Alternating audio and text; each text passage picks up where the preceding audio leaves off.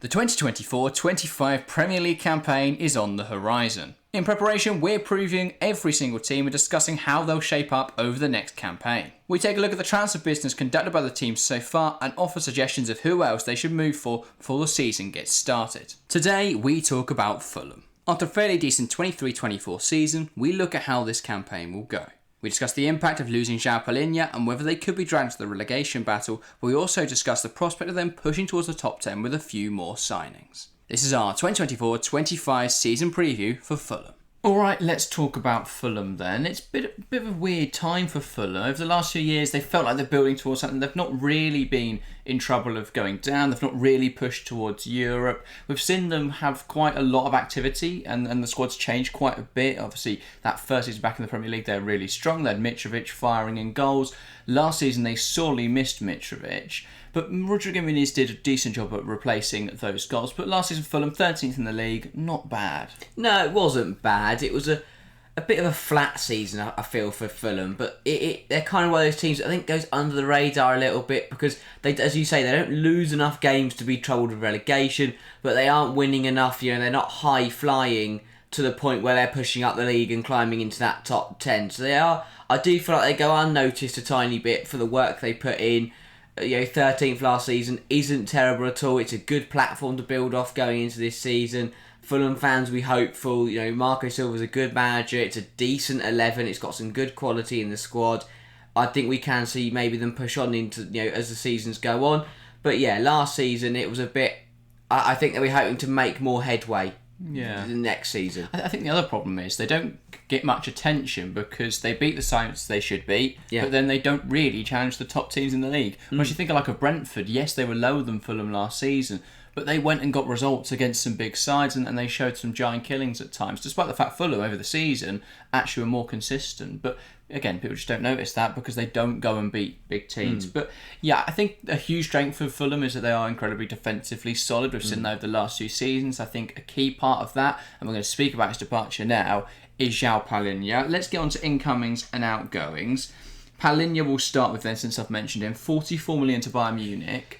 How big a loss is this for Fulham? That's a huge loss, as you say. Fulham are so defensively solid because they have a player like Palhinha who would just sit in front of that back line and screen everything. Barely anything got through. He is a brilliant defensive midfielder. He stops mostly everything. Yeah, he was prone to a yellow card every now and again, but that's the nature of the role. All the best midfielders are. Exactly. He'd rather do that than let a player get past him. And yeah, he was so strong for Fulham in that midfield. He gave the team a bait, a kind of the base of the team, allowed them to push on because they were so solid with him in there.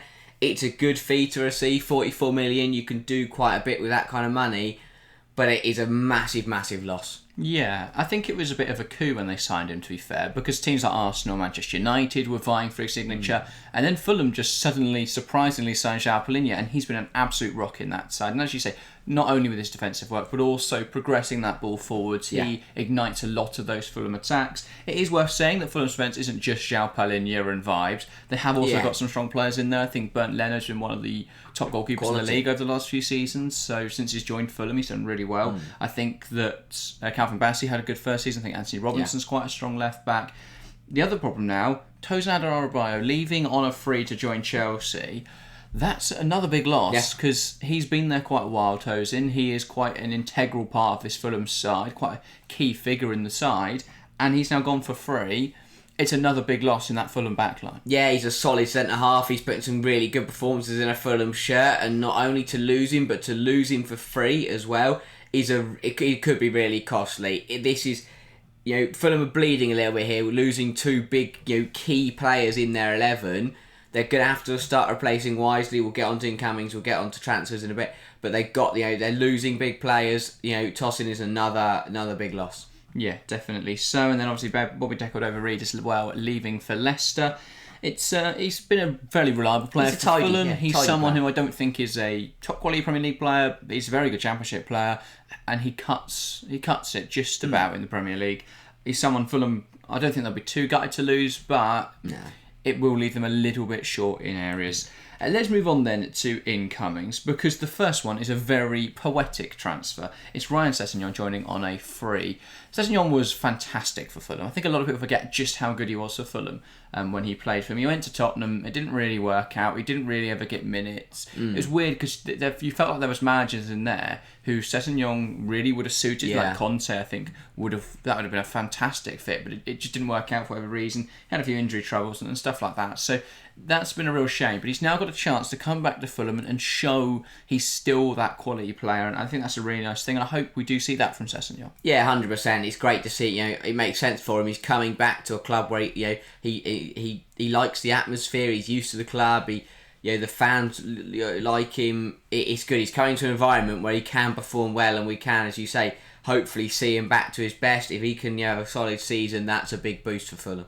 Yeah, definitely. So then the other transfer is a fantastic deal. This has not quite been confirmed yet, but they are doing medicals as we speak. So Emil Smith-Rowe joining from Arsenal for 34 million. Wow. It's a big price tag, and it's a player who's not played a whole lot of Premier League football over the last season, 2 seasons, but what we saw from him in Arteta's debut campaign is Emil Smith-Rowe is one heck of a player. If they can get the best out of him, if they can really utilise his strengths, they've got a fantastic footballer there. I mean, this is an incredible signing. Well done, Fulham. This is a brilliant, brilliant deal. As you say, he is an incredible player. He bolsters this attack incredibly. It's already a decent quality front line. You're adding Smith-Rowe to it. That's absolutely brilliant. He is a dangerous player. He can cause any team problems. And if you're in a game where he's a game-changing player. We talk about how Fulham, perhaps they were consistent, but they could have done with maybe turning over a few more points. If you're drawing in a game, this man has the ability to single-handedly win you that game, and he can turn 1 point from 3. This is a brilliant deal. Yeah, definitely. So I really like the move. But I do think there are some question marks as to how this Fulham attack is going to function. So let's go over to the squad screen. I want to start with this attack because the defence is a bit bare bones, and we're going to go more into that in a minute. But this attack, very interesting. Let's start from, because you've got Rodrigo Muniz, you've got Raul Jimenez, you've got Carlos Vinicius, and you've got Jay Stansfield. I'm going to start immediately by saying I think Stansfield was probably due another loan move. I know he's had 2 loan moves. Yeah, potentially. I think another Championship loan move. Hopefully a higher side in the Championship would be nice, and then trying to integrate him into this team, especially since I think Raul Jimenez's contract, I think it's next summer that expires, so that could be a nice time to transition towards Stansfield being involved in the squad. I think that Vinicius, he's okay on his day. I think he's shown some real quality in moments for Fulham, but he's just not consistent enough and not prolific enough. Rodrigo Muniz, huge purple patch last season, but I've still got question marks. I do think, though, with Smith-Rowe coming in, if Andres Pereira can keep up his good form, there's going to be players around him that are very creative, that can make him opportunities, and he has shown that if he's in the right sort of form, in the right mood, he can put those away. So I think he could have a really good season this year. I do have some doubts that last season was just a purple patch. Yeah. And then I look at that front line and I wonder where the goals come from. Because I said this last season, they didn't really replace Mitrovic. They've still not really replaced Mitrovic. Yes, Muniz, if he has a great season, they'll probably be all right. But if he doesn't, they're very short on options. And for me, he hasn't shown enough to be able to be relied upon that heavily. Yeah. No. If he doesn't convert the goals, I don't see where the goals come from. I think Smith-Rowe could add them. And that'll be interesting to see, because as we touched on the wing, so left wing they've got Smith-Rowe, Sessegnon and Iwobi all as options. My big question mark here is how do you play them all? Unless Smith-Rowe's playing in attacking midfield. Now Iwobi I think will be fine as a backup. Yeah. But unless Smith-Rowe's playing attacking midfield and Sessegnon on the left wing, I don't see how it fits. And even then you have to drop Andres Pereira. Or Sessegnon plays left back, but then Anthony Robinson is dropped. So I don't think they can all start on the same team. However, it is nice to have those rotation options. Yeah. The fact Sessegnon can play left back, can play left wing. The fact Smith-Rowe can play in left wing, attacking midfield. The fact Pereira can play attacking midfield or in as part of the pivot. So that rotation is nice, and they've got options in there. And I think that's going to be quite crucial. Yeah. In attack midfield, then you've got Andres Pereira, you've got Tom Kearney. Again, I think Pereira's really solid. I think Kearney is okay. He can come in and do a job. He clearly loves the club. Yeah. I think that's all right. Then on the right wing, you've got Willian, you've got Wilson, and you've got Adama Traore. I think that's absolutely fine rotation. If Willian is fit, you've got a really solid player. I think he'll probably leave at the end of this season. I think his contract expires at the end of the season. So, yeah, I think next summer will be the big turning point for Fulham because players like Jimenez, players like William will leave, and you've got to go and sign backups in those areas. Got to go sign players to replace them next summer. Into defensive areas, then in goal you've got Bernd Leno and you've got Bender. I think that's all right. Leno's again been really solid, and he's the type of goalkeeper because of his age and because he's already played for Arsenal that didn't work out. He's the type of goalkeeper where I don't really see a progressive move because there's no one higher in the Premier League that he's going to go to. So I think Fulham have got him nailed for a good few years still. 100%. On the left-hand side, you've got Anthony Robinson, and while there isn't another player there, Sessegnon can play there, so I don't think there's too much fear there. Right back, they're absolutely stacked. They've got Castagna, Tete and Mbabu. If anything, I'd be surprised if they keep all three, because how can all three of them be happy? It's impossible. So I think they could move Mbabu on and take a little bit of cash there, or Kenny Tete, depending on who's more manoeuvrable. But yeah, I reckon Castagna will start in that role. Then centre-halves, they're very light now because you've got just Calvin Bassey at left centre-half and then you've got Diop and Ream both at right centre-half. I think that left centre-half spot's a position they could do with an upgrade in. Actually, I think they could bring in someone better than Bassey, which I know Bassey had a good season, but I think a rotation role for him wouldn't be too bad. He could also play left-back as an option, so I don't think that's too bad there at all. And then in the midfield, they have two players. That's not great. I mean, they already didn't have much cover there. Now, I know, as I say, Kearney, Pereira can both play deeper, but they now just have Lukic and Reed. Yeah, and not ideal. For me, I think Lukic can still start Premier League. I think he's still comfortable to do that. However, I don't think Harrison Reed should start. So for me, a left centre-half option would be good, and then two midfield options. You need rotation, you need depth, and that's one thing Fulham are lacking in those certain areas. So, should we have a look at some options? And these are players I think Fulham should sign. First, we're going to talk about William Pacho. Now, this is my ambitious signing. The other two I think are much more realistic. This one, very ambitious. So he's just joined Eintracht Frankfurt last summer. He's Ecuadorian, joined from the Ecuadorian leagues, I believe. He's been very solid for them this season. He has garnered interest from the likes of Liverpool and other clubs across Europe. If you look at his FPRF profile, he is incredibly solid. Those defensive numbers, tackles won, interceptions, all around the 70, high 70s, early 80s percentiles. His aerials are a little bit suspect. I think that is a bit of a concern coming into the Premier League. You do need to be quite physical, quite aerially complete, and he does have that missing from his game. But equally, I wonder if that's more a Bundesliga thing because the ball doesn't go in the air much, so there's not going to be as much heading away. So that could make some sense there. And then you look at his passing numbers, and they're really solid as well. 79th percentile for progressive passes. And we talk about what they lose with Palinha and what they lose with Adarabioyo is that progression, is how they move the ball from the back to the front. Bringing someone in like Pacho, who can progress that ball quite nicely, whose pass completion numbers are in the 74th percentile this season, I think that would be a really solid addition into the back line because he's really physically imposing, a good solid defender, and he can pass now. Yeah, he's more of your regular defender of sorts. You know, he is there to do his job, and that is to win the ball back cleanly, make interceptions. But then he can also, which is a bit more, which brings a bit more to his game. He can also play that ball out, which makes him a very, very good deal. But I like it to see. I don't want to say a normal defender, because a normal defender nowadays can play with the ball and can do all that, but it's more your basic defender. He's good at tackling, he's good at winning the ball back, and that's exactly what you want from centre half. Yeah, very, very true. And let's move on then to a defensive midfield option. Now, this one I've seen Fulham quite strongly linked with, and this feels to me very reminiscent of the Palinha deal, because Andre Trindade is the player we're talking about. He's someone who... So he plays for Fluminense out in Brazil, and he's someone who's been linked with Arsenal, with Liverpool, with Manchester United, similarly to Palinha in 2021 when they signed him from Sporting. So I think this is a really ambitious signing from Fulham, but it seems to be one they're fairly close to. So he ranked in the 99th percentile for passes attempted and pass completion percentage, which is really strong. It shows how comfortable he is moving the ball around. Now, obviously his progressive pass is down the 69th percentile, so he's not getting the ball forward as much as you would like. He's a bit more of a sideways passer, but in terms of retaining possession, in terms of controlling the game, that's a really strong profile to have as a defensive midfielder, and I think he would work really nicely in there. Obviously his goal scoring numbers aren't high, but you don't need them to be. He's a defensive midfielder. And then tackles, blocks, 57th percentile, 65th percentile.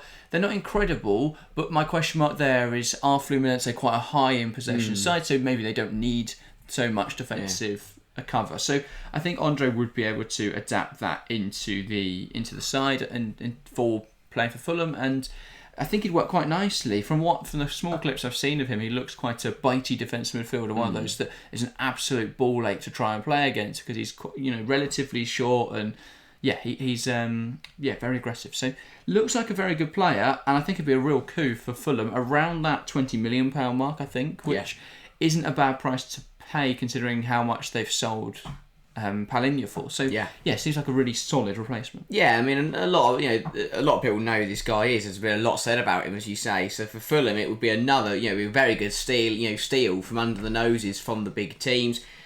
He's exactly what you want, and I'm sure he can adjust to the Premier League in terms of those tackles and things. But to retain the possession is exactly what it's a key characteristic of football, and if you can do that, it replaces that defensive solidity that you had with Palhinha, because if you've got the ball, you can't concede, in a realistic sense. So he's exactly what you want. He controls the game, dictates the play, and he's an enabler, and that's why he's so good, is because he makes it possible for other players to play well, because he keeps that ball, gives it to the players who can then go on and do magical things with it. Yeah, very true. Now let's look at another midfield option then. Weston McKennie of Juventus. Now this is an interesting one. He is not in favour with Thiago Motta at Juventus, and the problem Juve have is that there's not a whole lot of interest in him because his contract's fairly high, and he doesn't want to go anywhere. Fiorentina have apparently been trying to negotiate a deal, but Juventus is asking prices too high, and McKennie doesn't want to go there. I think there's a chance here that this could be pulled off, because Anthony Robinson, Tim Ream, Weston McKennie, what have they got in common? They're all American, and I think he might fancy this little American project in Fulham. He'd get to move to London, which is, everyone loves living in London, obviously. So I think this is a move that Fulham could genuinely pull off. Now, his FBref profile isn't great because you can't really see a whole lot. He's played very little minutes over the last few seasons with Juventus, and when he does it, it's kind of sporadic. But what you can see from it is that assist number and expected assist number. It shows he can create a lot of chances, and I think in this Fulham side, who have got a lot of defensively very solid, but they don't really have much chance creation in their side. I think obviously they're adding Smith Rowe, and Sessegnon could do that, and Pereira can do that, and Willian can do that. Throwing McKennie in there as well, you'd suddenly have a lot of chances being created for those attacking players, for Rodrigo Muniz to go and get goals. For me, that would work really nicely. The other thing is that ball progression. Now, his progressive passes aren't high at all, but progressive carries are, up in the 83rd percentile. So he's very good at carrying that ball forward, taking players on, getting past them, and carrying the ball through lines of pressure. That could be really useful for Fulham. As we say, without Palhinha, there are question marks as to how they're going to progress the ball from back to front. I think with McKennie and with Andre, so Andre's going to be able to pass it through him, and McKennie's going to be able to run it through him. So you're going to always have options there. And if they add William Pacho as well, they're going to have a really nice makeup of the side too. I think Fulham are in a really interesting position now, because if they get the recruitment right this window, there's players around them to really grow and develop this Fulham side and potentially make a run at Europe over the next few seasons. However, I think there is also the potential this goes really wrong for Fulham. I think the loss of Palhinha can't be understated just how important that is. I think he is undeniably their best player for the last few seasons. I've still got question marks around Rodrigo Muniz, so I think there does need to be a little bit of, not fear or panic, but a little bit of caution going into this season for Fulham. I don't think they are in the strongest of positions. And I've seen a lot of people go, well, look at their attacking options. Smith Rowe, Sessegnon, Pereira, Willian, Rodrigo Muniz. They're going to be a very strong team this season. They saw up the league. But I think that losing Palhinha can't be understated. I'm worried Muniz won't perform. I think that gambling on Smith Rowe could pay off massively, but it could also not. And there's no surefire way to say Fulham will be successful next season. So I think there is reason for optimism, but I think there's still a lot of work to do. If they don't make any more signings this window, I think they're in a real tough spot. Oh yeah, so I think they could definitely get dragged into that relegation fight. But if they do make some good signings and they do improve this squad, I think they're in a really good position to go up. So they're in that, as I say, they're in that 13th position from last season. There's an opportunity to break into the top 10, or they could be dragged down and into that relegation scrap. So it's going to be interesting for Fulham this season. Either way, it's going to be an interesting season for them. Yeah, I mean, they've got to be on their toes, as you say, because there's promise there. that they could break into top 10, pursue up the league. But it's such a competitive league at the moment. They've got to be careful, because if you're not mindful, you can find yourself dropping back through the table quite quickly. And there isn't much space, there isn't much room for loss there for Fulham. If they drop a couple places, suddenly they're banging trouble and they're going to get in a bit of a dogfight towards the bottom. They want to avoid that. They want to keep pushing up. So as you say, be optimistic, but also just be mindful of where you are and the situation you're in. What I will say though, and someone we haven't spoken about yet, which feels wrong, is Marco Silva. I rate him incredibly highly. I think he is one of the top coaches in the league. I think a lot of people have lost respect for him because obviously his time at Everton wasn't ultra successful. But I think at Fulham, he's proving a lot of people wrong, and that he is now very pragmatic. He's a manager who can inspire the best out of his players. I think when he was quite young, he struggled to command the dressing room, so that was quite difficult, obviously, for young managers to go in and have that command. Now, though, he's very much developing it very nicely. I think he's a very good coach now, and that could have huge impacts, because for players like Smith Rowe, who perhaps need someone to believe in them now, because he's had a long spell on the sidelines, he's not played much for Arteta at all. For players like that, and Sessegnon as well, actually, to play now under Silva, who will instill belief in those individuals, that for me will be crucial. Yeah, 100%. So, yeah, I think they're in an okay position. I'll be very intrigued to see what happens with Fulham this season. However, if they don't sign anything more, I could see them slipping. So, yeah, it's a difficult one to call. Yeah, 100%. But yeah, I think that's everything for this video. I'm sure there'll be Fulham fans with their views in the comments below, so do get involved down there. But that's everything from us today. If you're enjoying these previews and didn't catch yesterday's, that'll be on screen now, where we speak about Everton and what's going on at that club. So go and check that out, or anything else in the series, because we are previewing every Premier League club as we build up to the 24-25 season. But that is everything from us today. Thank you guys very, very much for watching, and we'll see you next time. See ya.